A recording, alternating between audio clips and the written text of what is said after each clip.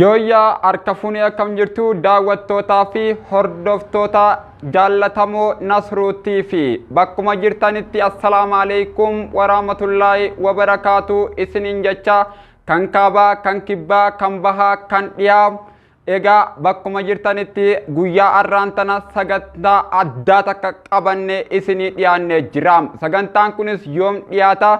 Eid al-Adha yookaan Eid Arafaa isiniif dhiyaata. Baguma duraan dursee baguma guyyaa Eid al-Adha yookaan Eid Arafaatiin ittiin isin gee isinin jecha musliimoota addunyaa maraanuu egaa ammaan tana egaa gama qophii keenyaatti osooniif hin dabarre dura salaamtaa isin gaafannee jira.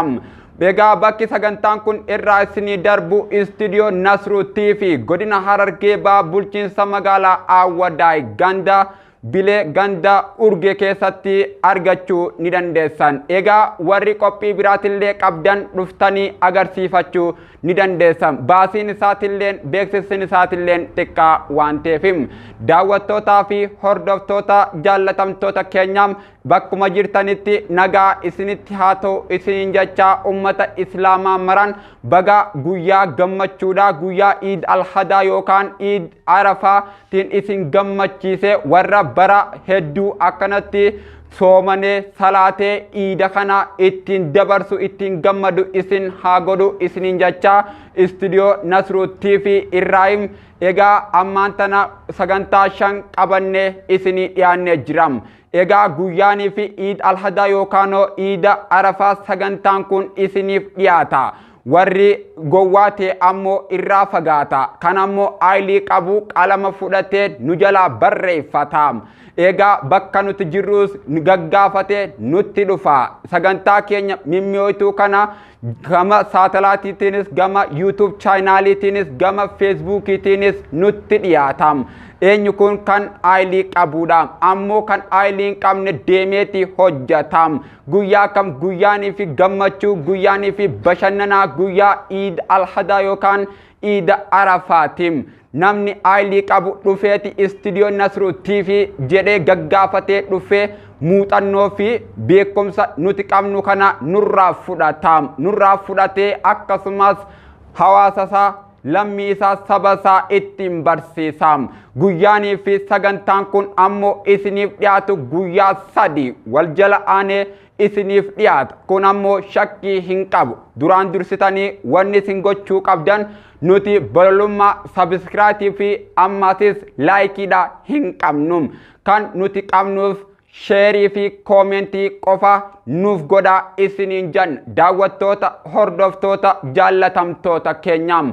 Egaa yoonii fi isinitti tole sabskraayibii gootan ammaasis laayikii gootan yoonii fi ammoo isinitti laaltanii bira tartanii sheerii fi koomentii qofa nuuf kennitan. Egaa kanii fi istiidiyoo Nasruu TV kana laayik sheer hin goone akkasumas koomentii fi sabskiraayib hin goone seenaan isin gaafata. Nuyi aartiitu nu bobeesse gama kaan ammoo mirqaanaatiitu bobeesse. Amma gama sagantaa keenyaa sanittiin achi isin dabarsa. Qaama qalbiidhaan nu daawwadhaa isiniin jenna. Sagantaan kun kan isiniif dhiyaatu takkaffaa irratti maal sagantaa nyaataati. Lammaffaa irratti ammoo dorgommiidha. Sadaffaa irratti ammoo sagantaa taphaati. Afuraffaa irratti ammoo sagantaa oduu kolfaa fi bashannanaa OKN. Sagarsee qaashaw istiidiyoo Nasruu TV irraa kan isinii darbuudha.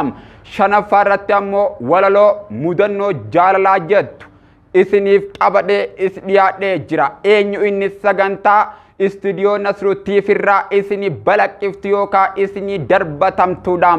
Egaa hawaasa addunyaa maraan yooyyaa harka funee akkam jirtu daawwattootaa fi hordoftoota jaallatamtoota keenyaam.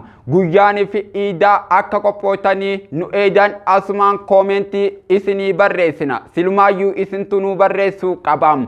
Egaa karaa Feesbuukaatiinis isin beeksifna. Karaa YouTuubaatiinis isin beeksifna. Aappii haariyaa ammaan tana dhiyoo kana bee TikTok irrattis isin beeksifnaa kana hundaayyuu hordofaa. Kani maallaqa hin qabne gama wifi deemaadhaa achi jalatti nu hordofaa kan bakka dalagaa jirtan callaa keessan birrii 5 itti naqadhaa paakeejii dhadhaa nu hordofaa isiniin jan waan nu dhageeffattaniif guddaa galatooma. Istuudiyoo Nasruu TV irraa guyyaa torbaanitti sagantaa lama qabnaan nu hordofaa isiniin janna inshallah wa ta'ala. Assalamu alaikum wa rahmatullahi wa barakatuh.